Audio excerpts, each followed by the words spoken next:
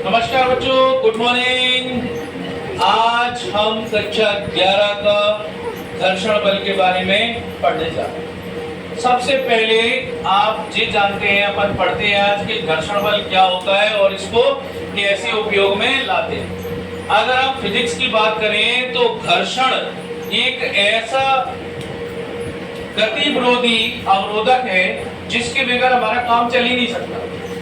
यानी कि आज अगर हम सुबह सोने से लेके और दोपहर तक, खाने तक, शाम तक, सोने तक की अगर बात करें तो घर्षण का उपयोग करते हैं। आज घर्षण का उपयोग हम चलने में करते हैं, ब्रेक लगाने में करते हैं, लिखने में करते हैं, नहाने में करते हैं, खाने में करते हैं, तैरने में करते हैं और जितनी भी क्रियाएं होती हैं गति को रोकने वाली, उन सभी क्रियाओं में घर्षण बल का उपयोग करते हैं।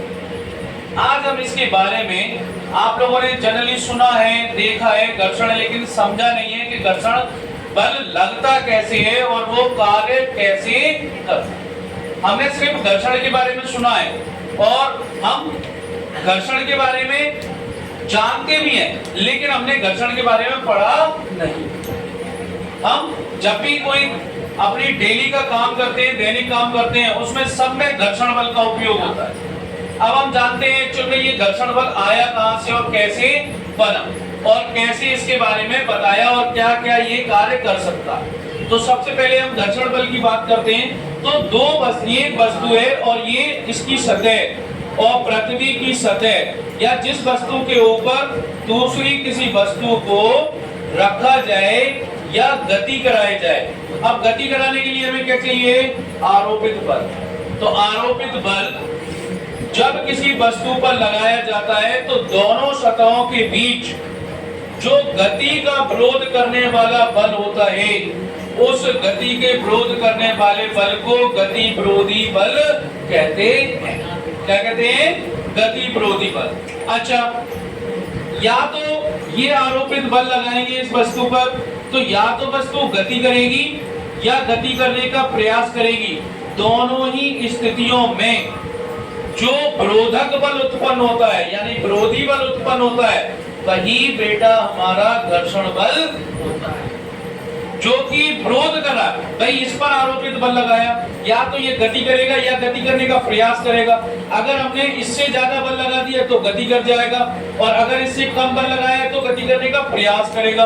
दोनों ही स्थितियों में वो विरोध कर रहा है। तो जो विरोध करने वाला बल होता है उसी विरोधी बल को हम घर्षण बल कहते हैं। अच्छा, अब बात आती है घर्षण बल कहां कैसे कैसे उत्पन्न होता है। तो दो संपर्क सतहों के मध्य घर्षण बल उत्पन्न होता है।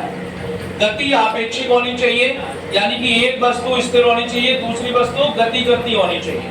तो आपेक्षिक दो संपर्क सतहें होनी चाहिए, गति आपेक्षिक होनी चाहिए, बाहरी बल आरोपित होना चाहिए। तब दोनों वस्तुओं की संपर्क सतहों के बीच में जो समांतर सतहों के समांतर बल उत्पन्न होता है, उस बल को हम कहते हैं गति विरोधी बल, जिसे घर्षण बल कहा जाता है। अच्छा, ये घर्षण बल की दिशा और गति की दिशा एक दूसरे के सदैव कैसी होती बेटा? उल्टी होती है, यानी कि विपरीत होती है। याद रखना है, कैसी होती है? विपरीत होती है। अब दूसरी चीज ये आती है कि घर्षण बल की दिशा और गति की दिशा एक दूसरे के उल्टी हो गई, तो फिर घर्षण बल सदैव बाहरी बल की विपरीत दिशा में लगना चाहिए। तो घर्षण बल सदैव बाहरी बल की विपरीत दिशा में ही लगता है। आप देखिए, इस तरफ से हमने क्या लगाया?